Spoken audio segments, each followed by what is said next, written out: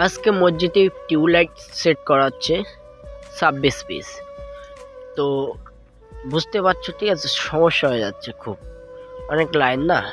এবার লোক ও সংখ্যা কম, আমরা দুজনে কাজ করছি।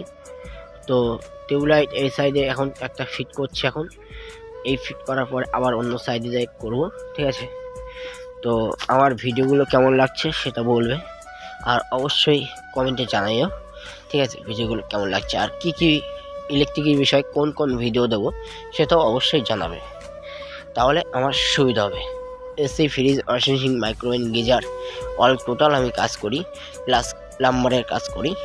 তো এখন আমাদের এই টিউবলাইটটা সেট করে সামনে চলে যাব, বা সাইডে আরেকটা টিউবলাইটের সেট করতে হবে, তারপরে আরও তো আছেই।